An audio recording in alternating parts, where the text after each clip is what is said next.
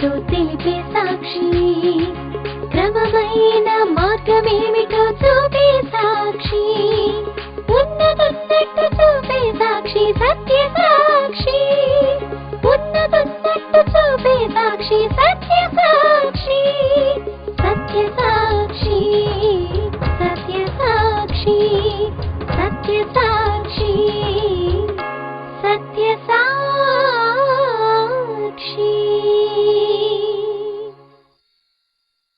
సత్యసాక్షి అను మా టీవీ కార్యక్రమమునకు ప్రేమపూర్వక ఆహ్వానము.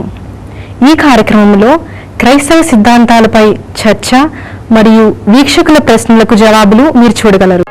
సత్యసాక్షి.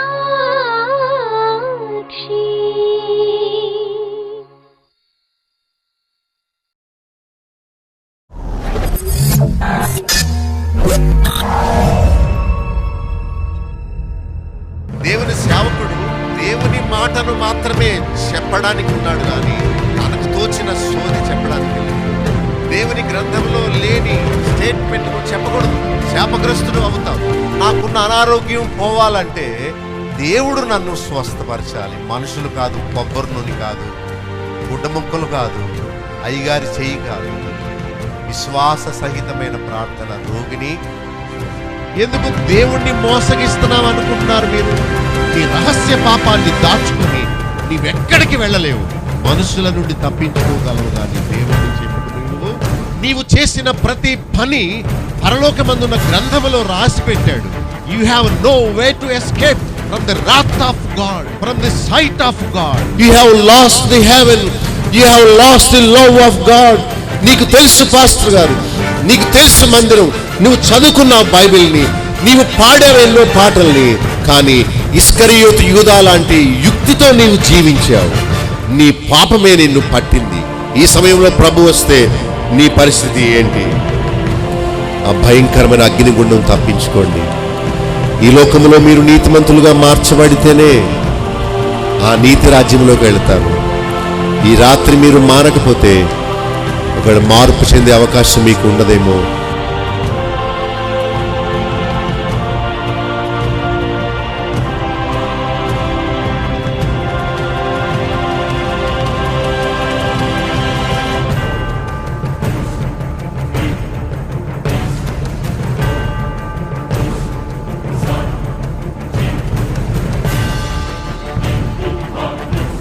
బీదలను కటాక్షించువాడు ధన్యుడు. ఆపత్కాలమందు యెహోవా వానిని తప్పించును. రోగ సయ్య మీద యెహోవా వానిని ఆదరించును. రోగము కలుగగా నీవే వానిని స్వస్థపరచుదు. అయితే నా శత్రువులు నా విషయమై చెడ్డ మాటలాడుచున్నారు. వాడు ఎప్పుడు చచ్చును, వాని పేరు ఎప్పుడు వాసిపోవును అని చెప్పుకొనుచున్నారు. నన్ను ద్వేషించు వారందరూ కూడి నా మీద గుసగుసలాడుచున్నారు. నశింపచేయవలనని వారు నాకు కీడు చేయని ఆలోచించుచున్నారు. నేను నమ్ముకొనిన నా విహితుడు, నా ఇంట భోజనము చేసిన వాడు నన్ను తనుటకై తన మడిమెనెత్తెను. నా శత్రువు నా మీద ఉల్లసింపకయుండుట చూడగా నేను నీకు ఇష్టుడనని తెలియనాయను. ఇశ్రాయేలు దేవుడైన యెహోవా శాశ్వత కాలము నుండి శాశ్వత కాలం వరకు స్తుతింపబడునుగాక. ఆమేన్. 40వ అధ్యాయము మనం చూసినప్పుడు దానిలో శ్రమల్లో భక్తుడు ఏం చేశాడో మనం చూసాం. దేవుడు ఆయనను విడిపించినప్పుడు తనకు స్తోత్ర రూపమగు క్రొత్త కీర్తన తన నోట ఉండింది. మనం కూడా దేవుడు మనలను విడిపించినందుకు, నాశనకరమైన జిగట ఊబిగల పాపం అనే కూపములో నుండి మనలను విడిపించినందుకు దేవునికి మనం స్తుతులు చెల్లించాలి. కీర్తన, గీతము చాలా రకాలు ఉంటుంది. ఈ కీర్తన ఎటువంటిదంటే తనకు స్తోత్ర రూపమగు క్రొత్త గీతము. ఒకే మాట అస్తమానం మనం పలుకుతుంటే ప్రజలు విసిగిపోతారు, వినేవాళ్ళు. అయితే క్రొత్త మాటలు కావాలని మనందరం చూస్తాం. దేవుణ్ణి స్తుతించే మనం కూడా క్రొత్త మేలును బట్టి నూతన విధానములో దేవుణ్ణి ఆరాధించాలి. పలికిన మాటే అస్తమానం పలకడం కూడా అది వేషధారణ, నామకార్థ భక్తియే కానీ అది దేవుడు కోరినది కాదు. అందుకనే కీర్తనలు 150 ఉన్నా ఒక్కొక్క కీర్తన ఒక్కో విధానంలో వ్రాయబడింది. మనము దావీదు భక్తుడు పలికిన మాటలను నేర్చుకొని మరి అతను ఎలా దేవుని స్తుతించాడో మనం కూడా అదే విధానంలో దేవుణ్ణి స్తుతించాలి. ఆయన మొదటి వచనంలో అన్నాడు 41లో, దేవుని కొరకు తాను సహనంతో కనిపెట్టుకున్నందుకు దేవుడు ఆయన మొర్ర ఆలకించి ఆయనను గుంటలోంచి పైకి తీశాడు. సో మనం ఎలాంటి గోతులో పడి ఉండేవారమో దానిని జ్ఞాపకం చేసుకోవాలి. పాత నిబంధన గ్రంథం అంతా నిజమైన గోతులు. పిట్ అంటే ఒక పాత పాడుబడిన బావి, దానిలో నుండి పైకి తీశాడని. పాత నిబంధన గ్రంథం అంతా నిజమైన శత్రువు సౌలు, ఒక మామూలు మనిషి తనను చంపడానికి వచ్చినట్టు. సో మనము నిజమైన గోతులో పడి ఉండలేదు. తర్వాత మనల్ని చంపడానికి ఎవరు కత్తి దూసి మన మీదకి రాలేదు. సో అలాంటి మేళ్ళు కాదు, అలాంటి ఆపదలు కాదు మనం దాటి వచ్చినవి. సాతానే మన శత్రువు, పాపమే మనం పడిపోయిన గొయ్యి. సో మామూలు గోతులో నుండి ఎవరైనా మనల్ని బయటికి తీయొచ్చు, కానీ పాపపు గొయ్యి నుండి మానవులు ఎవరు మనల్ని బయటకు తీయలేరు. సో ఈ పోలికను మనం జ్ఞాపకం చేసుకొని దేవుణ్ణి స్తుతించాము. దేవుడు క్రొత్త గీతమును మన నోట ఉంచాడు. క్రొత్త మేలు చేయుట ద్వారా క్రొత్త గీతమును ఆయన ఉంచిన మూలానే మనము ఉండగలిగాం, కానీ మనంతట మనము నూతన గీతాన్ని పాడలేము. సో క్రొత్త మేలు చేయడం ద్వారా క్రొత్త గీతమును మన నోట ఉంచాడని మనం చెప్పవచ్చు. ఆయన 6-7 వచనాల్లో మన నుండి నైవేద్యాలు తెమ్మనలేదు, కానీ మరి సత్యమును, నీతిని, కృపను, రక్షణను మనకు ఇచ్చాడు.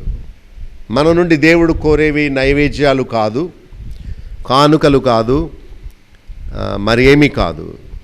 అయితే దేవుడు సత్యమును, కృపను, నీతిని, మనకు వాత్సల్యమును ఇచ్చాడని మనం చూచాం. వచ్చి వినమన్నాడంతే. మనకు చెవులు నిర్మించింది ఎందుకు? మనల్ని వినమని చెప్పాడు. సో ఆయన 17వ వచనంలో మనలను తలంచుకొనుచున్నాడని మనం దేవుని స్తుతించాము. మనము శ్రమల పాలై దీనులమైనప్పుడు దేవుడు ఏం చేస్తున్నాడు? నాతో చెప్పండి, ప్రభువు నన్ను తలంచుకొనుచున్నాడు. సో అందరూ మనల్ని తలంచుకోరు. మనం ఎవరికి జ్ఞాపకం? మనుషులు పూర్తిగా మనల్ని మర్చిపోతారు. ఎదురుగా కనిపిస్తే చాలా ప్రేమ ఒలకబోస్తారు. బాగున్నారా, ఇప్పుడే మీ గురించి అనుకుంటున్నాను, మొన్న మీరు గుర్తొచ్చారు, నా కల్లోకి వచ్చారు, ఏదో జ్ఞాపకం వచ్చిందని ఏదేదో చెప్తారు. అది వాటిదో నిజమో, కానీ మరి దేవుడు ఒక్కడే మనల్ని జ్ఞాపకం చేసుకునేవాడు, తలంచేవాడు. మనం శ్రమలో ఉన్నప్పుడు ప్రజలు మనకు దూరం అవుతారు. లోకంలో ఒక సామెత ఉన్నది, బెల్లం చుట్టూ ఈగలు ముసిరినట్టు మన ద్వారా ఏదైనా మేలు కలిగేలా ఉంటే ప్రజలు మన చుట్టూ ఉంటారు. అయితే మనం శ్రమలో ఉన్నప్పుడు మన అయిన వారు మనకు దూరంగా ఉంటారు. అయితే మనల్ని జ్ఞాపకం చేసుకున్నది ఎవరు? దేవుడు ఒక్కడు. ఈ కరోనా అనారోగ్యం వచ్చినప్పుడు సంబంధాలు మరింత బలహీనపడ్డాయి. అనారోగ్యం వచ్చిన వ్యక్తి దగ్గరికి వెళితే ఆ రోగం నాకు సోకుద్దేమో అని భయంతో చూడటానికి కూడా వెళ్ళడం లేదు. చనిపోయారని తెలిస్తే ఆ బాడీ తీసుకువెళ్ళడానికి కూడా ఎవరు రావట్లేదని మనం కొంత వార్తలు విన్నాము. అయితే మనల్ని జ్ఞాపకం చేసుకున్నది ఎవరు? దేవుడు. ఆయన ఒక్కరికే మనం అంటే జ్ఞాపకం. మనుషులు మనకు ఫోన్ చేసే వరకు మరి వాళ్ళు మనకు గుర్తురారు. దేవుడు మనలను గుర్తు చేసుకుంటున్నాడు. ప్రతి అధ్యాయంలో ఒక ప్రత్యేకమైన విషయాన్ని మనం తలంచుకుంటున్నాం. ఈ అధ్యాయానికి ఈ విషయం గొప్పది, ఎందుకంటే ఈ మాట వేరే చోట వ్రాయబడి ఉండలేదు. ప్రభు నన్ను తలంచుకొనుచున్నాడనే మాట ఎక్కడుంది? 40వ అధ్యాయంలో ఉన్నది. ఒక్కొక్క అధ్యాయానికి ఒక ప్రాధాన్యత సంతరించుకుంది. ఇప్పుడు 41లో ఉన్న విషయాన్ని మనం చూచి ఆరాధనలోకి వెళదాం. బీదలను కటాక్షించువాడు ధన్యుడు, ఆపత్కాలమందు యెహోవా వానిని తప్పించును. ఎవరు ధన్యులో చెప్తున్నాడు. ఆరాధన అనేది కేవలము పాటలు పాడేది మాత్రమే కాదు, లేక చర్చికి వచ్చేది మాత్రమే కాదు. ఆరాధనలో భాగము దేవుడు చెప్పినట్లు చేయుడు. భక్తి కూడా కళంకం చేసేసారు. కళంకం అంటే మలినం, కళంకం అంటే కల్తీ అయిపోవడం. భక్తి ఎలాగ కల్తీ అయిపోయిందంటే మానవ పద్ధతులను దేవుని పద్ధతులతో కలిపి దాన్ని కళంకం చేసేసారు. అయితే నిష్కళంకమైన భక్తి ఏంటంటే అని చెప్పాడు. అంటే కళంకము లేని భక్తి ఏదనగా అని 2 విషయాలు చెప్పాడు. దిక్కులేని వారిని వారి ఇబ్బందులలో పరామర్శించడం, అంటే వాళ్ళకి డబ్బులు ఇవ్వడం కాదు. వాళ్ళను పరామర్శించడం అంటే వాళ్ళను విజిట్ చేయడం, వాళ్ళను పలకరించడం, వాళ్ళను ఆదరించడం, వాళ్ళను ధైర్యపరచడం. ఇదే దేవుడు కోరిన భక్తి. రెండవది ఏంటంటే ఇహలోక మాలిన్యము. యాకోబు చూడండి, యాకోబు 1:27 దానిలో ఉంది చూసారా. దేవుని ఎదుట పవిత్రమును నిష్కళంకమైన భక్తి ఏదనగా దిక్కులేని వారిని, విధవరాండ్రిని, వారికి ఉన్న ఇబ్బందులలో వారిని పరామర్శించడము. రెండవది లోకములో మలినం ఉన్నది, అది మనకు అంటుకోకుండా మనల్ని మనం కాపాడుకోవడం. సో ధర్మం చేయడం, రెండవది మలినం అంటుకోకుండా మనల్ని మనం కాపాడుకోవడం. ఇదే భక్తి అని చెప్పాడు. సో భక్తుడు కూడా ఇక్కడ ఏమన్నాడంటే బీదలను కటాక్షించువాడు ధన్యుడు, ఆపద వచ్చినప్పుడు దేవుడు వాణ్ణి తప్పిస్తాడు అని. మీరు ఎప్పుడైనా బీదల్ని చూచారా? చూసినప్పుడు వారిని కటాక్షించారా? కటాక్షించడం అంటే వారి మీద జాలి పడడం, వారికి ఏమన్నా ఇవ్వడం, వారికి సహాయం చేయడం. ఇలా భక్తిలో ఇదొక భాగం. దీనులను, బీదలను, ఆపదలో శ్రమలో ఉన్న వారిని ఆదరించడం, కటాక్షించడం, వాళ్ళను ధైర్యపరిచే మాటలు చెప్పడం, వారి కోసం ప్రార్థన చేయడం, వారు ఏమైనా ఇబ్బందుల్లో ఉంటే వారికి ఆర్థికమైన సహాయాన్ని అందించడం. ఇదే ఎవరైతే అలా చేస్తారో మనము ఆపదలో ఉన్నప్పుడు దేవుడు మనల్ని ఏం చేస్తారట? తప్పిస్తాడు. చదువుతాను 41:1 బీదలను కటాక్షించువాడు ధన్యుడు, ఆపత్కాలమందు యెహోవా వారిని తప్పించును. ఇంకా ఉన్నాయి. వానిని కాపాడి బ్రతికించును, భూమి మీద వాడు ధన్యుడగును. వాని శత్రువుల ఇచ్చుకు నీవు వాణ్ణి అప్పగింపవు. రోగము కలుగగా నీవు వాణ్ణి ఆదరిస్తావు, రోగశయ్య మీద నీవే వానిని స్వస్థపరుస్తావు. చూసారా ఎన్ని మేళ్ళు ఉన్నాయో. సో భక్తి అనేది కేవలం ఆరాధన, పాటలు, వాక్యం చదువుకోవడం మాత్రమే కాదు.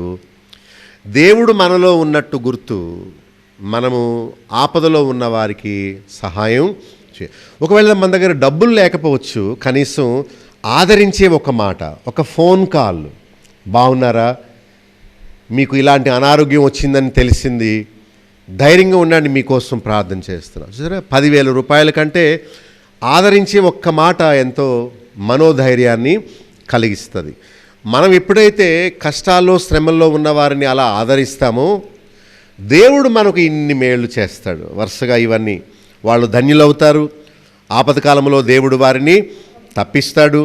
రెండవ వచనంలో దేవుడు వారిని కాపాడి బ్రతికిస్తాడు, ధన్యుడవుతాడు, శత్రువిచ్చకు అప్పగింపడు. మూడవ వచనంలో రోగశయ్య, శయ్య అంటే మంచం, రోగశయ్య మీద దేవుడు వానిని. మనము ఇతరులను ఆదరిస్తే అదే ఆదరణ దేవుడు మనకు కలిగిస్తాడు. కొంతమంది చాలా పిసిని వాళ్ళుగా, చాలా స్వార్థపరులుగా మనం చూస్తూ ఉంటాం. అంటే మన పొట్ట నిండిందా చాలు, ఇంకా అవతల వాళ్ళు ఏమైపోయినా మాకు అవసరం లేదన్నట్టుగా బ్రతుకుతారు. అది చాలా బాధ. పైగా వాళ్ళు ఇతరులను ఆదరించకపోగా వాళ్ళ మీద రాళ్ళు వేస్తారు. వాళ్ళు ఏ తప్పులు దొరుకుతారా, వాళ్ళని ఎలాగ మనం పట్టిద్దామా, ఎలా అల్లరి చేద్దామా అని చూస్తారు. చూసారా, ప్రభు అన్నాడు, ఎదుటివాని కంటిలో నలుసు తీసే ముందు నీ కంటిలో పెద్ద దూలం ఉందని గుర్తు చేసుకో అంటున్నాడు. మనం ఎంతసేపు నా దగ్గరికి ఎవరు వచ్చారు, నువ్వు వెళ్ళేవిటి ఎవరి దగ్గరికైనా నీ దగ్గర రావడానికి, నాకెవరు సహాయం చేశారు, నన్ను ఎవరు పలకరించారు, నాకెవరు ఏమీ ఇవ్వలేదు, మందిరం నాకు ఏం చేసింది, సేవకులు నాకు ఏం చేశారు, విశ్వాసులు నాకు ఏం చేశారు అని అడుగుతాం. మనుషులను దేవుడు ఆజ్ఞాపించి మన దగ్గరికి పంపిస్తాడు. సో పైన ఉన్న దేవుడు సమస్తాన్ని నడిపిస్తున్నాడు. ఆయన మనలను మనుషుల ద్వారా ఆదరించాలంటే మనము ముందు ఇతరులను ఆదరించాలి, ప్రేమించి ప్రేమను పొందాలి, ఘనపరిచి ఘనతను మనం పొందాలి. సో ఆరాధనలో ఒక భాగం ఏంటంటే దీనులైన వారిని మనం కరుణించాలి. డబ్బు ఉందనుకోండి, ఇవ్వగలిగినంత ఇవ్వాలి. ఒకవేళ మన దగ్గర సమయం ఉందనుకోండి, మనం ఫోన్ చేసి వాళ్లకు ఆదరణ మాటలు చెప్పాలి. ఒకవేళ మనం వెళ్ళగలిగే అవకాశం ఉందనుకోండి, మనం నేరుగా వెళ్ళి వాళ్ళ దగ్గర కూర్చొని వాళ్ళకు బైబిల్లో ఒక వాక్యం చూపించి వారిని ధైర్యపరిచి ఆదరించి, పర్వాలేదమ్మా ధైర్యంగా ఉండండి, నీలాగే నాకు వచ్చింది, నేను కష్టాల్లో ఉండేవాడిని, దేవుడు అద్భుతంగా నన్ను ఆదుకొని నాకు సహాయం చేశాడు, సో మీకు సహాయం చేస్తాడు, మన దేవుడు గొప్పవాడు కదా అని ఆ విరిగి నలిగిన ఆత్మను, హృదయాన్ని మనం బలపరచడం ద్వారా దేవుని కృపకు మనం పాత్రులు అవుతాం. మనము రోగశయ్య మీద ఉన్నప్పుడు దేవుడు అప్పుడు మనల్ని ఆదరిస్తాడు, స్వస్థపరుస్తాడు, ఈ మేళ్ళన్నీ మనకు చేస్తాడు. రోగశయ్య మీద దేవుడు వానిని ఆదరించును, రోగం వచ్చినప్పుడు ఏం చేస్తాడు, స్వస్థపరుస్తాడు. ఇది భక్తికి దేవుడిచ్చే ప్రతిఫలం. ఇది అయితే పాపము చేసినప్పుడు భక్తుడు నన్ను కరుణించు అని ప్రార్థన చేస్తున్నాడు. యెహోవా నీ దృష్టి ఎదుట నేను పాపం చేశాను, నన్ను కరుణించు, నా ప్రాణమును. ఎప్పుడైతే అలాగా ప్రార్థన చేశాడో దేవుడు ఆయనను స్వస్థపరిచాడు. సో మనం కూడా కరుణించు అని ప్రార్థన చేయాలి. చాలామంది ప్రభు దగ్గరికి వచ్చి దావీదు కుమారుడా మమ్ము కరుణించు అని, కుష్ఠరోగులు, గురుడివారు, చాలామంది స్త్రీలు అంటే మమ్మల్ని స్వస్థపరచు అని అడగలేదు, ఏమడిగారు, కరుణించు, హ్యావ్ గ్రేస్ అపాన్ us, మా మీద నీ కరుణ చూపించు, కృప చూపించు అని ప్రభువుని అడిగారు.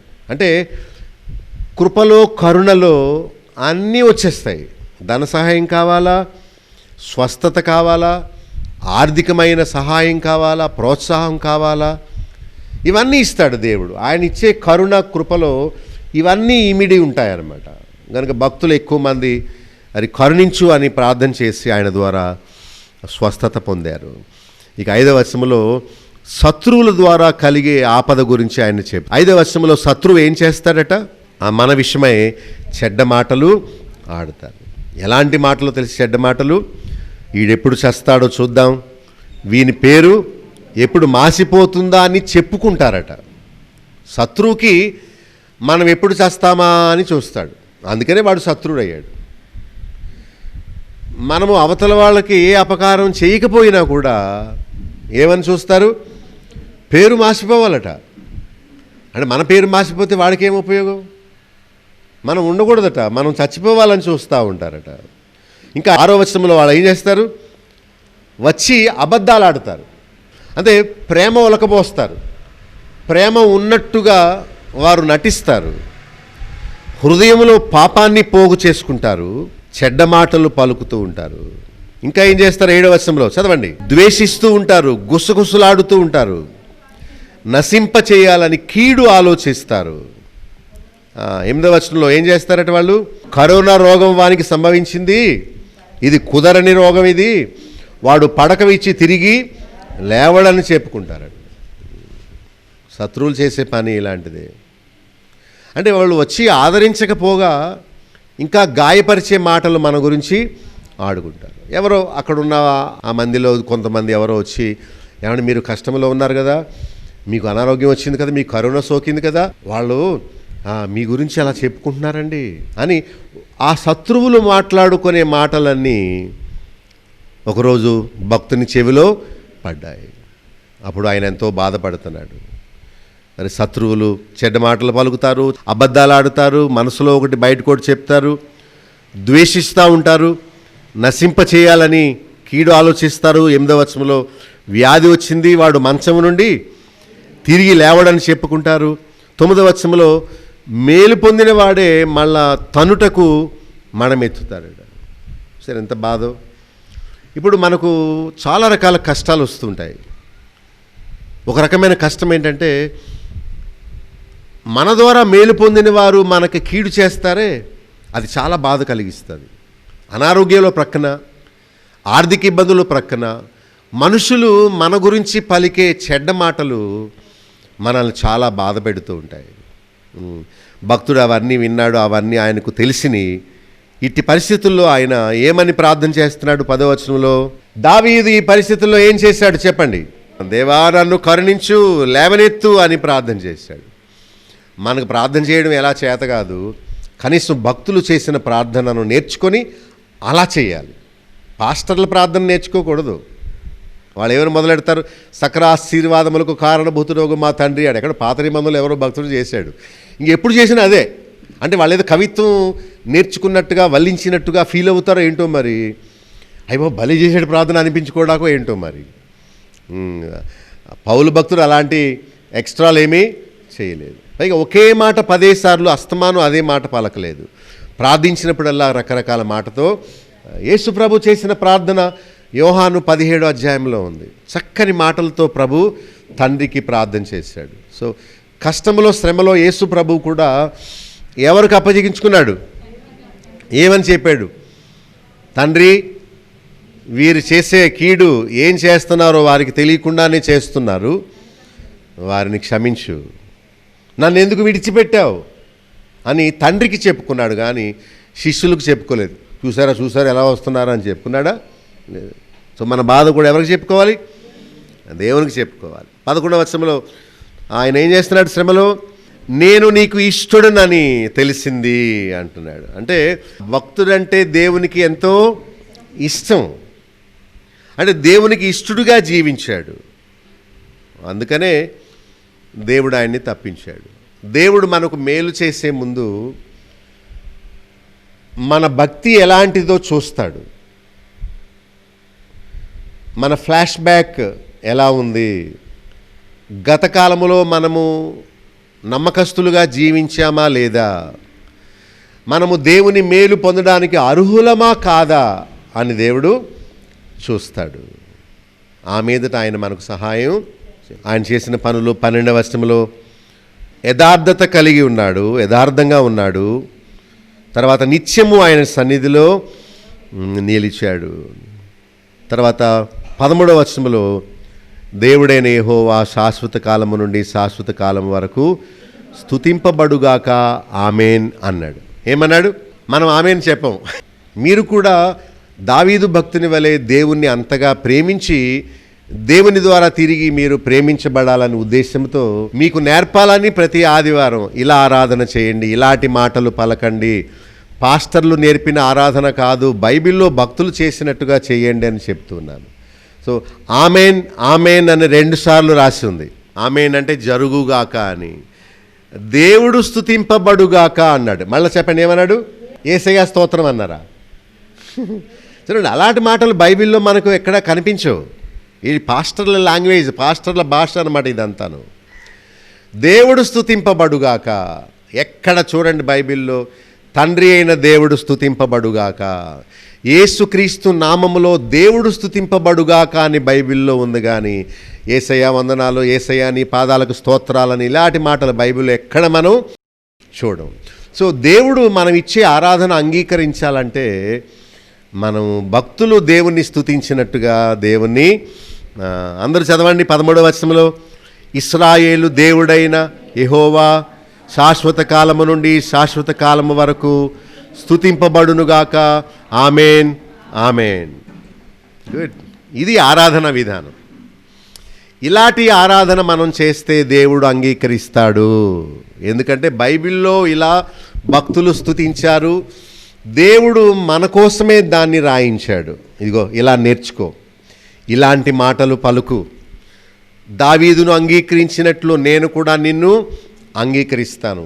దావీదు ఆరాధన దేవుడు స్వీకరించినట్లు దేవుడు మన ఆరాధన కూడా స్వీకరిస్తాడు. మరి దేవుడు స్తుతింపబడుగాక అనే మాటలు మనం సరే ఆరాధన అంశంలో మనము బీదల్ని కటాక్షించాలని నేర్చుకున్నాం.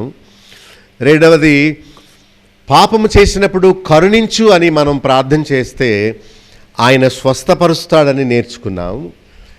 శత్రువు మనల్ని చంపడానికి చూసినప్పుడు, మన మీద దుర్భాషలాడినప్పుడు మనము ఎదురు పోట్లాడకుండా ఏం చేయాలి? భక్తుని వలె దేవునికి ప్రార్థన చేసుకోవాలి, అప్పగించుకోవాలి. అప్పుడు దేవుడు మన పక్షంగా పోరాడుతాడు. ఇది ఆరాధన అంటే.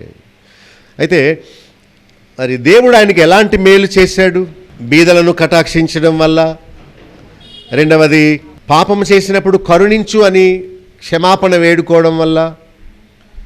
శత్రువులు అతనికి వ్యతిరేకంగా తయారయ్యి అతన్ని చంపచూచినప్పుడు దావీదు భక్తుడు ఎలా ప్రార్థన చేసుకొని దేవుని మీద ఆధారపడ్డాడో, ఇలా చేసినందుకు ఆయన దేవుడు ఇలాంటి మేలు చేశాడో మనం చూద్దాం. ఆపద వచ్చింది, ఆ దేవుడు అతన్ని తప్పించాడు. ఆపద కాలము. ఏం కాలము? ఇప్పుడు అది మీకు చెప్తుంటారు. ఇప్పుడు ఆపద అంటేనే అనుకోకుండా వచ్చే కష్టం అన్నమాట. ఒకతను తన బండి సీటు కింద చిన్న అరలా ఉంటే దానిలో ఒక 100 రూపాయల కాగితం నోట్ పెట్టుకున్నాడు. ఒకరోజు బండి వెళ్తున్నప్పుడు పెట్రోల్ అయిపోయి బండి మధ్యలో ఆగిపోయింది. చేతిలో డబ్బులు చూసుకుంటే లేవు. ఎలాగా అనుకున్నాడు. అప్పుడు జ్ఞాపకం వచ్చిందట, 100 రూపీస్ నోటు సీటు కింద దాచానని. అప్పుడు ఆయన బండి తీసి ఆ నోటు తీసుకుని 100 రూపాయలు పెట్రోలు పోయించుకుని వెళ్ళాడు. చూసారా, అతను ఎందుకు దాచాడు 100 రూపీస్ అంటే, ఏమో ఎప్పుడు ఎలాంటి ఆపద వస్తుందో. పాకెట్లో ఉంటే డబ్బులు అయిపోతాయి, లోపల పాకెట్లో పెట్టినా కొన్నిసార్లు మనం తీసేస్తాం. పర్సులో కూడా మనం ఖాళీ చేసేస్తాం. ఒక్కొక్కసారి ఇబ్బందులు, ఆర్థిక ఇబ్బందులు, మరి కష్టాలు సడన్గా వస్తాయి. అలాంటి ఆపద సమయంలో దేవుడు తప్పించాడు భక్తుణ్ణి. తర్వాత కాపాడి బ్రతికించాడు. శత్రువు ఇచ్చకు అప్పగించలేదు. సో దావీదు స్తుతించినట్లు మనం కూడా లాస్ట్లో చెప్తున్నాడు ఏమని? దేవుడు స్తుతింపబడుగాక, ఇశ్రాయేలు దేవుడు దైన యెహోవా ఏం చేయబడునుగాక. ఎందుకంటే ఆపద కాలంలో ఆయన నన్ను తప్పించాడు. చెప్పండి, ఇంకేముంది? కాపాడాడు, బ్రతికించాడు. శత్రువు ఇచ్చకు అప్పగించలేదు. ఇచ్చ అంటే కోరిక. శత్రువు ఇచ్చ ఏంటి? చనిపోవాలి. ఇంకా పేరు అసలు మాసిపోవడం అంటే అర్థం ఏంటి? అసలు జ్ఞాపకంలోకి రాకూడదు. కరోనా గురించి చెప్పాను ఎన్నో వచనంలో. ఊరక చదివేసేయడం కాదు, ధ్యానిస్తూ చదవడం అంటే ఇదే. నేను అడిగినప్పుడు మీరు ఎప్పుడైతే చెప్తారో మీరు దాన్ని ధ్యానిస్తున్నారని అర్థం. 8వ వచనంలో ఉంది కరోనా. ఏంటి దాని పేరేంటి? అంటే వైద్యము లేని రోగం, కుదరని రోగం వానికి సంభవించింది. ఇప్పుడు మనకి ఏమైనా అనుకోకూడదు, కానీ కరోనా వచ్చింది అనుకోండి, వస్తే తగ్గిపోతుందిలేండి, భయపడక్కర్లేదు. మనకు కరోనా వచ్చింది అనగానే శత్రువులకి ఎంత ఆనందం వచ్చేసిందా, అటు చచ్చిపోతాడు, వాడిని వెనక్కి తీసుకున్నారు, అయిపోయింది ఆడి పని, భలే జరిగింది. మరి నీకు వస్తే చూసారా, శత్రువులు ఎంతసేపు మనం నాశనం అయిపోవాలనే కోరుకుంటారు. అదే మరి చెడ్డ భావమో ఏంటో. వాళ్ళకి ఏం మేలు కలుగుద్ది మనం నాశనం అయిపోతే? చెప్పుకుంటున్నారట. ఇంగ్లీష్లో ఏదో ఉంది, ఇతరుల గురించి చెడ్డగా మాట్లాడుకోవడం, గాసిప్. అంటే ఆ వ్యక్తి లేనప్పుడు ఆ వ్యక్తి గురించి చెడ్డగా మాట్లాడుకోవడం చాలా తప్పు. అది శత్రువులు అలాంటి చేస్తారు. అయితే దేవుడు వాని ఇచ్చకు మనల్ని శత్రువైన సాతాను ఇచ్చ ఏంటి? మనలందరినీ చెరపట్టి మన నరకంలో పడవేయాలి. శత్రువు యొక్క ఇచ్చ ఏంటి? యోబుకు కష్టాలు కలిగించి యోబు నోటి ద్వారా దేవుడు అన్యాయస్తుడని చెప్పించాలనేది సాతాను ఉద్దేశం. కానీ దేవుడు శత్రు ఇచ్చకు ఈ యోబుని అప్పగించాడా? అప్పగించలేదు. సిగ్గుపడి తోకముడుచుకుని వెళ్ళిపోయాడు సాతాను. సో శత్రువు చాలా పన్నాగం పన్నాడు మన మీద. వాడు అనుకున్నట్టు జరగలేదు. ఇదిగో ఈనాడు మనం సజీవులుగా ఆయన మందిరంలో ఉన్నాం. దానికి మనం దేవుణ్ణి తప్పక స్తుతించాలి. తర్వాత 3వ వచనంలో శ్రమ వచ్చింది, అయితే ఆయన ఆదరించి మనల్ని స్వస్థపరిచాడు. శ్రమలో ఆదరణ ఒక సగం వైద్యమే. నిజమే. శ్రమ వచ్చినప్పుడు మనకు చుట్టుపక్కల ఎవరూ లేకపోతే చాలా బాధ కలుగుతుంది. అయితే శ్రమలో మనల్ని ఎవరైనా తాకి, డోంట్ వరీ, నీకోసం ప్రార్థిస్తాను, ధైర్యంగా ఉండు అని మన తల నిమిరి మన కోసం బలపరిచే మాటలు 2 మాటలు అంటే సగం రోగం దాని ద్వారానే పోతుంది. కరోనా గురించి చెప్తున్నారు. బెంగ పెట్టుకోవడం వల్ల ముందే చచ్చిపోతున్నారు. కుటుంబం పెద్దవాళ్ళు, వాళ్ళ భార్యకు పాజిటివ్ అని వచ్చిందట. టెస్ట్కి వెళ్ళి వచ్చిన తర్వాత నాకు వచ్చేసి ఉంటుంది, నేను తనతో ఉన్నాను కదా, ఒకే గదిలో ఉన్నాం, నాకు వచ్చేసి ఉంటుందని భయంతో ఇద్దరు కలిసి చెరువులో దూకి చచ్చిపోయారట. పేపర్లో ఆ విషయం రాసినప్పుడు నాకు చాలా బాధ. అంటే భయము వాళ్ళ ప్రాణాలు తీస్తుంది.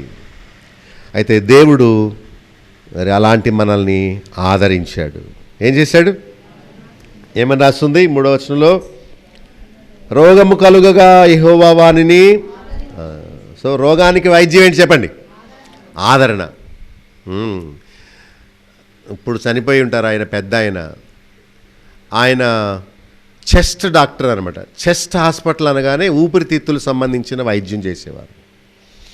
ఆయన దగ్గరికి వచ్చిన వాళ్ళందరితో చాలా ప్రేమగా మాట్లాడేవాడు, చాలా దయగా మాట్లాడేవాడు. సార్ నోట్లోంచి రక్తం పడుతుంది, నాకు టీబీ వచ్చినట్టుంది, చచ్చిపోతానా అని ఎవరిని అడగానే, ఊరుకో, రక్తం పడుతుంది, అది అల్సర్ వల్ల రక్తం పడవచ్చు, లేకపోతే గొంతు మరి ఒరిసిపోయిన వల్ల రక్తం పడవచ్చు, రకరకాల కారణం, దానికి చచ్చిపోతావా నువ్వు? ఏం పర్లేదు, నీ వయసు ఎంత, చిన్నపిల్లవాడు, యవనస్తుడు, ఊరుకో, ఏం ధైర్యంగా ఉండు, బెంగెట్టుకోకలగా, ఈ మందులు వాడు వారం రోజుల్లో తగ్గిపోద్దు చూడు అని అనగానే అలా నిజంగా వాడికి ఏడుస్తూ వచ్చినవాడు ఎంతో ధైర్యంతో వెళ్ళి మందులు వేసుకుని బాగుపడి ప్రాణాపాయాన్ని తప్పించుకున్నాడు. ఒక డాక్టరే అంత ఆదరణ ఇవ్వగలిగినప్పుడు ప్రభువు నిత్యము మనతో ఉండి, వాడు డబ్బులు తీసుకొని వీపు మీద ఇలా అన్నాడు, కానీ ఆయన తన వాక్యం ద్వారా మన హృదయంలో ఉన్న బాధను ఆ ప్రభువు తొలగించాడు. కొన్నిసార్లు ఎవరికి చెప్పుకోలేము, మన రోగాన్ని కూడా చెప్పుకోలేము. నిన్న ఒక ఆయన అన్నాడు, ఏముండవు మీకు విషయం తెలుసా అన్నాడు. ఏముండవు అని ఫోన్ దగ్గరికి పెట్టుకున్నాను నేను, చెప్పు అని. అంటే నాకు తెలియకుండానే నేను ఇలా ప్రవర్తించాను. అతను కూడా ఏముండవు మీకు విషయం తెలుసా అన్నాడు. అంటే అతను చెప్పే విధానం గుసగుసలాడినట్టుగా, వాళ్ళకి వచ్చేసిందటండి అన్నాడు. ఎవరికన్నాను నేను కూడా, అదే పలానా వాళ్ళకి పాజిటివ్ వచ్చిందటండి, ఆయనకి వచ్చేసిందట, భార్యకి వచ్చిందట, అత్తగారికి వచ్చిందట, కోడలకు వచ్చిందట, ఇలాగట అనగానే ఓ అలాగా అని అనుకున్నాను. అయితే దేవుడు మనలను ఆదరించాడు. ఏం చేశాడు? ఆదరించాడు. తర్వాత 4వ వచనంలో కరుణించాడు, మన ప్రాణమును స్వస్థపరిచాడు. ఇది చక్కని మాట. ప్రాణమును స్వస్థపరచడం ఏంటో, అనారోగ్యం శరీరానికి వస్తుంది. ప్రాణము అంటే రక్తం, ప్రాణము అంటే మనస్సు. నా ప్రాణం బాగాలేదు అంటే శరీరానికి అనారోగ్యం వస్తే ప్రాణం కూడా దిగులుతో ఉంటుంది. చక్కని మాట. ప్రాణమును ఆయన స్వస్థపరిచాడు. అందుకనే నా ప్రాణము ఏమన్నాడు 103, సన్నదించమో నా ప్రాణం ఆయన చేసిన ఉపకారంలో దేనిని మరొక. సో ఆయన మన ప్రాణమును స్వస్థపరిచినందుకు దేవునికి స్తుతులు చెల్లిద్దాం. మనలను కరుణించాడు. 10వ వచనంలో కరుణించి ఏం చేశాడు? కరుణించి మనల్ని లేవనెత్తాడు రోగశయ్య మీద నుండి. 3వ వచనంలో ఏం చెప్పాను? శయ్య అంటే ఏంటి? పడక, మంచం మీద నుండి మనల్ని ఆయన లేవనెత్తాడు. తర్వాత 11వ వచనంలో ఒక మంచి మాట ఉంది, నేను నీకు ఇష్టడునని నాకు తెలిసింది అని. సో నేను ఆయనకి ఇష్టడునని తెలిసిందట. I'm glad he likes me, he loves me. నాకు చాలా సంతోషంగా ఉంది, దేవునికి నేను ఇష్టుణ్ణి అని రుజువైంది. ఎందుకంటే శత్రువుల ఇచ్చకు నన్ను అప్పగించలేదు. దేవునికి నేను ఇష్టుణ్ణని నాకు అర్థమైంది, ఎందుకంటే ప్రార్థన చేయగానే దేవుడు నాకు జవాబు ఇచ్చాడు. దేవునికి నేను ఇష్టుడినని నాకు రుజువైంది, ఎందుకంటే నేను రోగశయ్య మీద ఉండగా ప్రార్థన చేయగా దేవుడు నన్ను లేవనెత్తాడు, ఆదరించాడు. That is why I understand that God likes me, God loves me. It has been declared that God likes me. He loves me. నాకు అర్థమైంది, నాకు తేటపడింది ఏంటంటే, ఏమైతే తేటపడిందంటే, నేను ఆయనకు ఇష్టడునని తెలియనాయను. భలే ఉంది భాష, తెలియనాయను. సో నిజంగా మీరు మనసులో దేవుడికి నేనంటే ఇష్టం అని అనుకుంటే, దేవా దావీదు భక్తుణ్ణి నీవు ప్రేమించినట్టు నన్ను కూడా నీవు ప్రేమించావు అని ఆశ్చర్యపోవాలి. ఎలా అంటే, వై డిడ్ యూ లైక్ మీ? నేనంటే ఎందుకు నీకు ఇష్టమైంది? నేనేమి నీతిమంతుణ్ణి కానే, నేనేమి నీవు కోరినట్లు నేను బ్రతకడం లేదే, నువ్వు ఉన్నమట్టు అన్నట్టుగా అంత అంతస్తులో నేను జీవించడం లేదే. I don't understand why you love me. నాకు అర్థం అవ్వట్లేదు నువ్వు నన్ను ఎందుకు ప్రేమిస్తున్నావు, నా వల్ల నీకు ఏ ఉపయోగం లేకపోయినా నువ్వు నన్ను ఎందుకు ప్రేమిస్తున్నావు. నాకు రుజువైంది నువ్వు నాతో ఉన్నావని, నా మొర్ర ఆలకిస్తున్నావని. శత్రువులు అనుకున్నట్టుగా జరగలేదు, వాని ఇచ్చకు నన్ను నీవు అప్పగించలేదు. దీన్ని బట్టి నాకు అర్థమవుతుంది నేను నీకు ఇష్టడునని అని. నిజంగా ఎన్ని ఆపదల్లోంచి దేవుడు మనలను తప్పించాడు. దానికి కారణం మనమంటే ఆయనకి ఎంతో ఇష్టం. మన పాపం అంటే ఆయనకి రోత, కానీ మనమంటే ఆయనకి ఎంతో ఇష్టం. అందుకనే మనల్ని పుట్టించాడు, మనల్ని పోషిస్తున్నాడు, మనకు జీవనోపాధి ఇస్తున్నాడు, మనం శ్రమలో ఉన్నప్పుడు మన కన్నీళ్ళు తుడుస్తున్నాడు, రోగశయ్య మీద ఉన్నప్పుడు మూలుగుతున్నప్పుడు దేవుడు మనలను లేవనెత్తాడు. ఎందుకంటే మనం అంటే ఆయనకి ఇష్టం. ఆ మాటను మనం ఆయనతో చెప్పాలి. నేను నీకు ఇష్టడను గనుక నీవు నన్ను లేవనెత్తావు. ఈ మాటల్లో చాలా మంచివి. ప్రతి అధ్యాయం చదువుకున్నప్పుడు ఎస్ ఈ అధ్యాయం చాలా బాగుంది, ఈ అధ్యాయంలో దావీదు తనకు చేసిన మేలు నిమిత్తమై దేవుని స్తుతించాడు, ఇది నా అధ్యాయము. 40వ అధ్యాయం చదువుకున్నప్పుడు ఎంత మంచి మాటలు ఉన్నాయనుకున్నాం. 41 చదువుకున్నప్పుడు నిజమే, కుదరని రోగం వానికి వచ్చింది. ఇప్పుడు రోగాలన్నీ కుదరని, షుగర్ వస్తే పోతుందా, బీపీ వస్తే పోతుందా, ఆస్తమా వస్తే పోతుందా? ఈ రోగాలన్నీ ఒక్కసారి బాడీలోకి రావాలి, కానీ వస్తే మాత్రం అవి పోవు. టీబీ వస్తే పోదు, దాని ఉధృతిని తగ్గించడానికి మందులు ఇస్తారు, కానీ ఆ టీబీ లక్షణాలు బాడీలో తప్పక ఉంటాయి. టీబీ అనేది చాలా భయంకరమైన వ్యాధి. అది ఊపిరితిత్తుల్ని తినేస్తుంది, రంధ్రాలు పడిపోతాయి ఊపిరితిత్తులు. రంధ్రాలు పడిపోయి ఊపిరితిత్తుల్లోకి రక్తం వచ్చేసి దగ్గుతున్నప్పుడు మనకు బ్లడ్ పడిపోతుంది. అనారోగ్యం. నిన్న ఒక ఆమె చనిపోయారు, ఈరోజు సమాధి చేస్తున్నారు. క్యాన్సర్. ఒకసారి వచ్చింది క్యాన్సర్ అని ప్రార్థన చేయమన్నది. ఆమె పేరు వినగానే, ఓ చనిపోయావమ్మా నువ్వు, అయ్యో క్యాన్సర్ ప్రాణం తీసింది అని. కీమోథెరపీ, గాడిద గుద్దు థెరపీ ఏవేవో చేస్తారు, కానీ క్యాన్సర్ అనారోగ్యం వస్తే ఈ కీమోలు, ఈ సర్జరీలు, ఇవి ఏదో మరణాన్ని వాయిదా వేసేవే, కానీ అవి పూర్తిగా నయం చేసేవి కావు. అయినా దేవుడు మనలను లేవనెత్తాడు.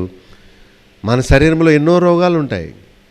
ఇక్కడున్న వాళ్ళలో కొంతమందికి కరోనా వచ్చేసి ఉండొచ్చు, మీకు తెలియకుండానే వచ్చి పోయి ఉండొచ్చు, అది టెస్టుల్లో దొరికి ఉండకపోవచ్చు, కానీ మనం మంచం మీద లేమే. దేవుడు మనలను రోగశయ్య మీద నుండి లేవనెత్తాడు, సజీవుల గుంపులో ఉంచాడు, ఆయనను ఆరాధించే వారి గుంపులో మనల్ని చేర్చాడు, ఆయన స్తుతి మన నోట ఉంచాడు. స్తోత్ర రూపమగు క్రొత్త గీతము దేవుడు నా నోట. ఎన్నో అధ్యాయం 40. నిద్రపోయి వాళ్ళు లేపి అనగానే ఈ మాట చెప్పగలగాలి. సో ఈ మేళ్ళని జ్ఞాపకం చేసుకుంటూ దేవునికి మనం స్తుతులు చెల్లిద్దాం. ఇక లాస్ట్లో ఒక మాట ఉంది, ఏంటంటే 12వ వచనంలో, నా యథార్థతను బట్టి నీవు నన్ను ఉద్ధరించినావు. నిత్యము నీ సన్నిధిని నన్ను నిలవబెట్టదు. ఆయన మనల్ని ఎలా ఉద్ధరించాడంటే ఆయన సన్నిధిలో నిత్యము మనల్ని నిలవబెట్టాడు. ఎంతోమంది లేరు ఇప్పుడు, ఎంతోమంది చర్చికి రాలేదు. మరి ఇది సరిచేయబడే స్థలమే కానీ ఏదో పై మెరుగులు తీర్చిదిద్దే స్థలము కాదు. ఆయన సన్నిధిలో నిత్యము మనల్ని నిలబెట్టినందుకు దేవునికి మనం స్తుతులు. ఎంతోమందికి ఈ భాగ్యం లేదు. ఎంతోమంది తప్పులు చెప్పే వాక్యాలు వింటున్నారు. ఎంతోమంది నామకార్థులుగా ఉంటున్నారు. దేవుని వాక్యాన్ని కాదు వారు వినేది, మానవ పద్ధతులు. పాస్టర్ల భాష వేరు, పాస్టర్ల మాట్లాడే పదాలు వేరు, బైబిల్లోవి కావు.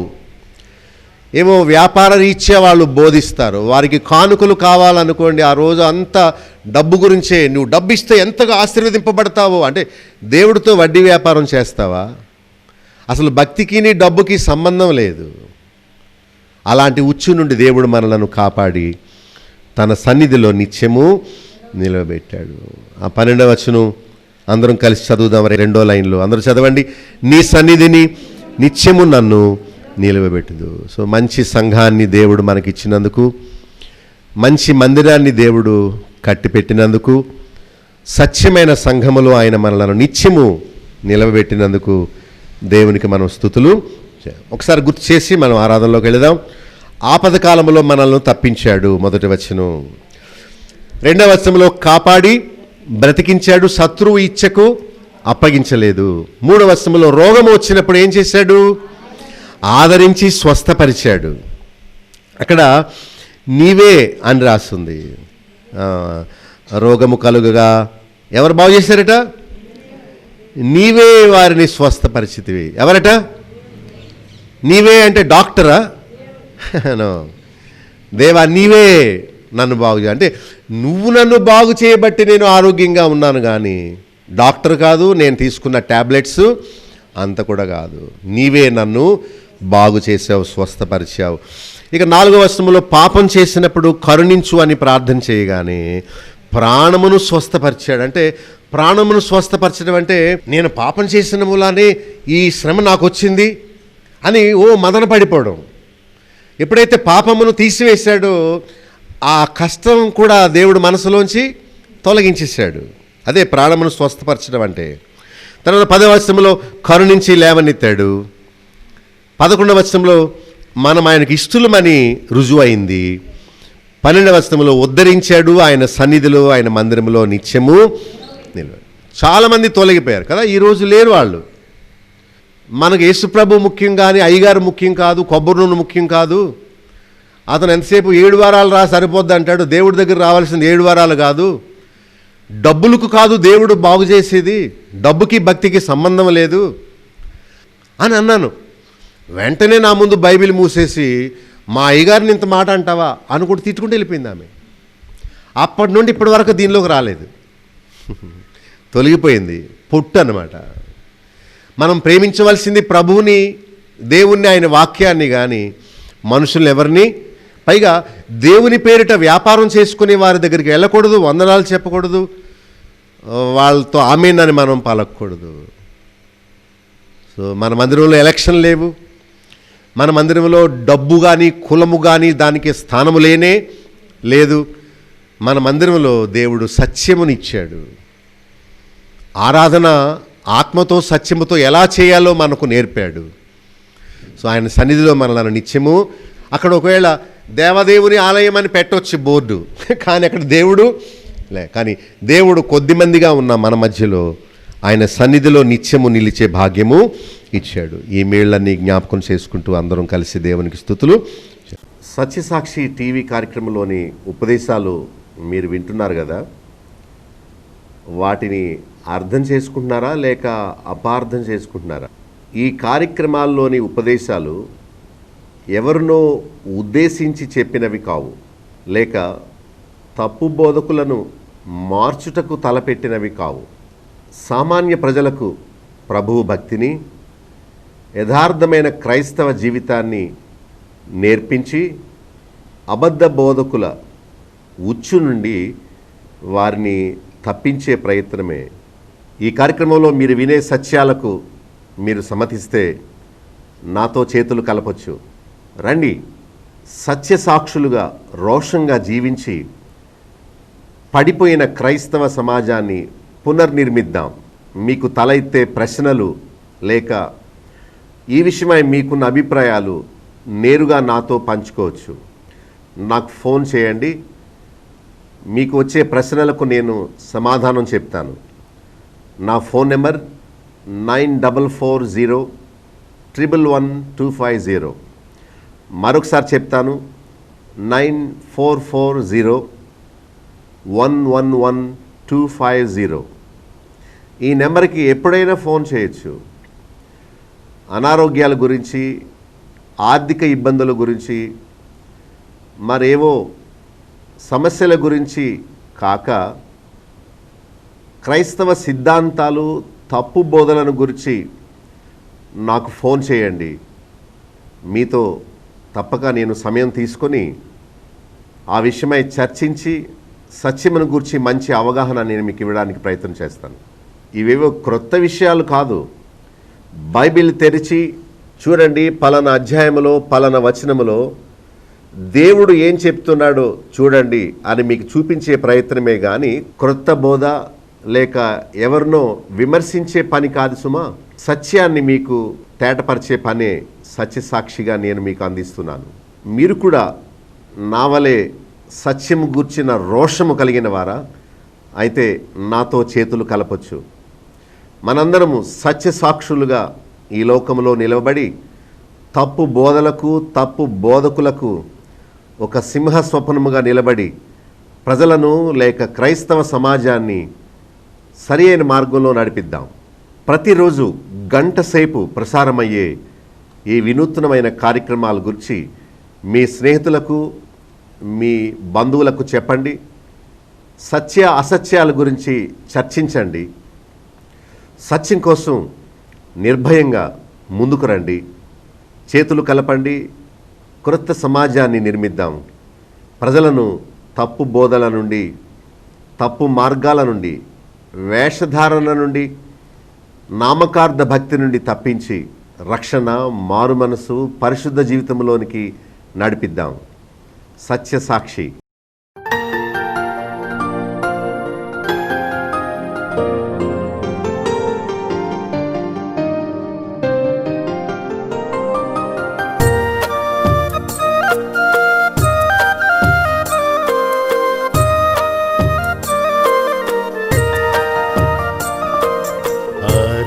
అరణ్యయాత్రలో సాగిపోదు, నా ప్రభువు నాతో నుండు. అరణ్యయాత్రలో సాగిపోదు, నా ప్రభువు నాతో నుండు. ఆయనే రక్షణ తోడు నీడా, దినదినము నన్ను కృపతో నింపు. ఆయనే రక్షణ తోడు నీడా, దినదినము నన్ను కృపతో నింపు. చేరుదు నేను కానానుకు, చిరకాలమచ్చటనుందు.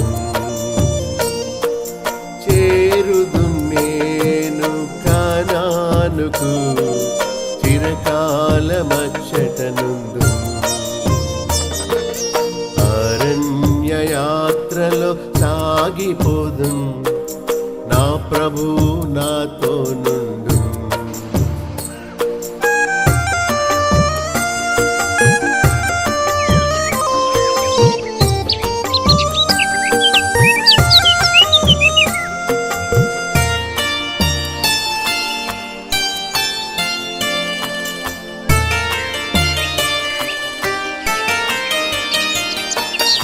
ఐగుప్తును విడచి పయనింతును, పాప బంధాలను తెంచి రక్షణ నొంది.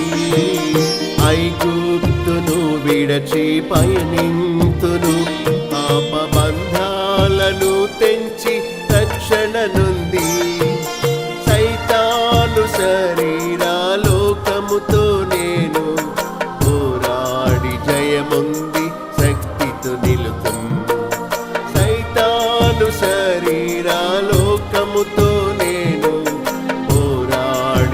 ధైర్యముంది శక్తితో నిలుపు. అరణ్య యాత్రలో సాగిపోదు, నా ప్రభువు నాతో నుండు. అరణ్య యాత్రలో సాగిపోదు, నా ప్రభువు నాతో నుండు.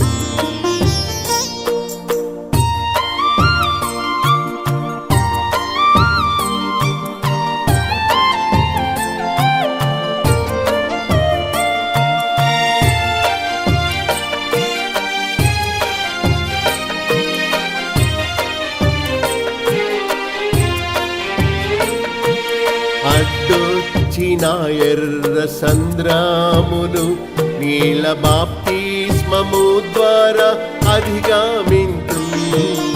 అడ్డొచ్చిన ఎర్ర సంద్రామును నీల బాప్తిస్మము ద్వారా అధిగమింతు. దినదినము కురియు మన్నా భుజించి ధైర్యముతో నా యాత్రను కొనసాగింతు. దినదినము కురియు మన్నా భుజించి ధైర్యముతో నా యాత్రను కొనసాగింతు. అరణ్య యాత్రలో సాగిపోదు, నా ప్రభువు నాతో నుండు. అరణ్య యాత్రలో సాగిపోదు, నా ప్రభువు నాతో నుండు.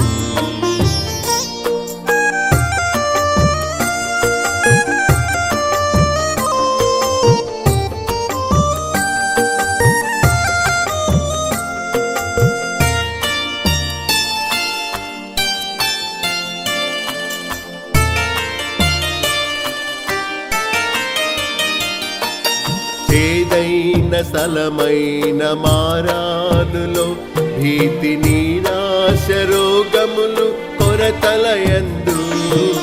చేదైన స్థలమైన మారానులో భీతి నిరాశ రోగములు కొరతలయందు. ప్రియేసు వాటిని మధురముగా మార్చి తన జీవ జలములతో తృప్తి పరచు. ప్రియేసు వాటిని మధురముగా మార్చి తన జీవ జలములతో తృప్తి పరచు. అరణ్య యాత్రలో సాగిపోదు, నా ప్రభువు నాతో నుండు. అరణ్య యాత్రలో సాగిపోదు, నా ప్రభువు నాతో నుండు.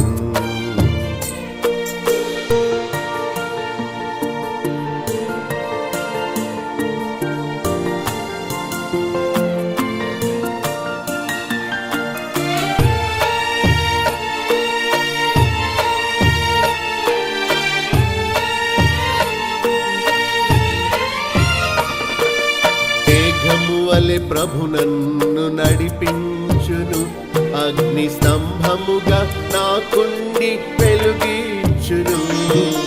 మేఘము వలె ప్రభు నన్ను నడిపించును, అగ్ని స్తంభముగా నాకుండి వెలుగించును.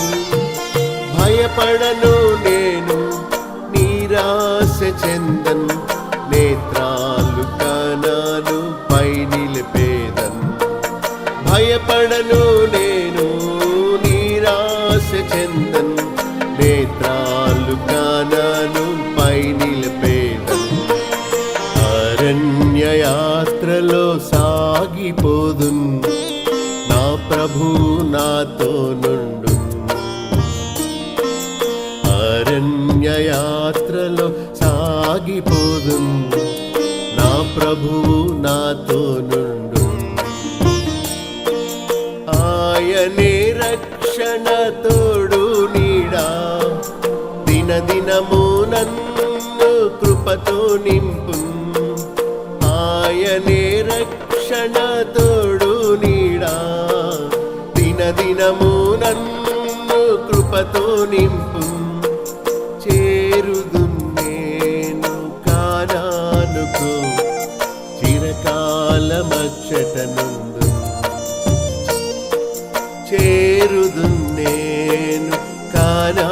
పలుకు చిరకాలమచ్చటనుందు అరణ్య యాత్రలో సాగిపోదు నా ప్రభువు నాతో నుండు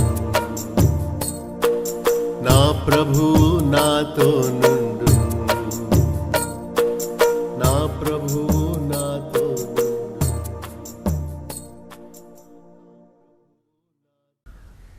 మా చిరునామా బాబులో గండి, chairman, Bethel assembly, Nallajerla. Pin code 534112, పశ్చిమ గోదావరి జిల్లా, ఆంధ్రప్రదేశ్. మా ఫోన్ నంబర్స్ 0888177233. మా సెల్ నెంబర్ 9440111250. మరొక సెల్ నెంబర్ 9000000803. మా ఈమెయిల్ ఐడి satyasakshitv@gmail.com. మా వెబ్సైట్ www.bethelassembly.net.